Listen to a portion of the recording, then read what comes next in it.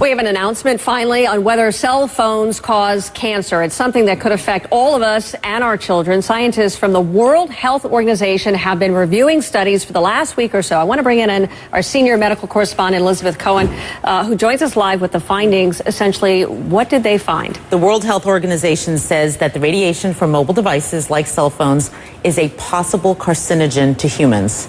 This is a very big deal because you and I have done segments about this before. Sure. It has gone back and forth. And this is really the first time that a large group, and it doesn't get any more sort of prestigious in many ways than the WHO, to say that it's a possible carcinogen. It puts it in the company of several other kinds of things. And so I want to tell you what it is, and I think that might give people an idea of what we're talking about. It puts it in the company of things like lead is also a possible carcinogen, according to the WHO, as well as engine exhaust and chloroform. So that sort of gives you an idea of the kind of risk that we're talking about here. So I can't help but ask, I mean, should we be alarmed? Should we be freaking out over this information? You know what? I really hope that people who are listening to me are not freaked out.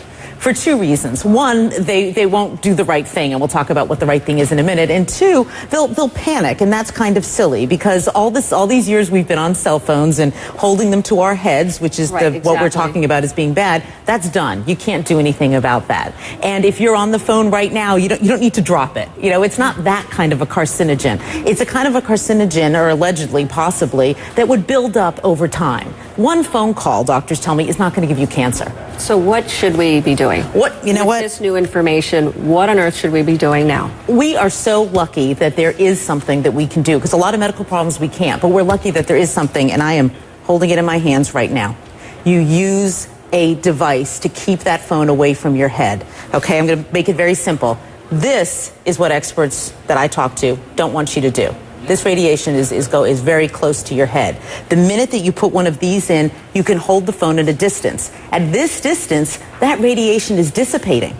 It's not going to affect you very much, if at all. Hold it away from your head, which means using a wired piece like this or a Bluetooth, or put it on speakerphone.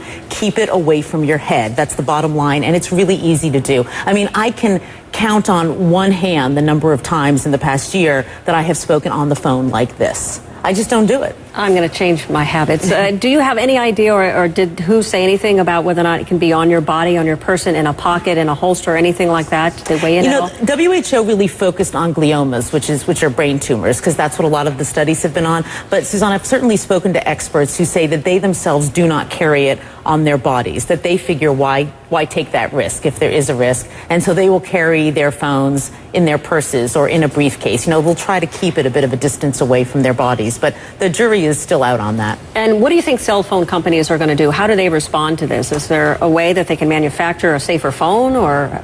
Right, we're seeking a response from the CTIA, which is the industry group, and I think what could happen is that people like the FCC, or other groups like that in other countries might say, this is important what the WHO is saying, and so maybe we ought to tell cell phone companies to make phones with lower radiation.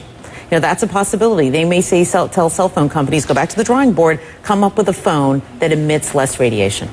So bottom line, for those who are watching and who've wondered about whether or not this causes cancer, right, it's all about keeping it away from your head. Right. The WHO says possibly. So experts I've talked to say, why in the world would you take the risk? Keep it away from your head by using some kind of an earpiece. All right, Elizabeth, thank you so much. Thanks. It's something a lot of people have been asking and wondering, and clearly we have something that is rather conclusive from a very prestigious organization. That's it is right. a big deal. It is. It is. All right. Thank you, Elizabeth. Thanks.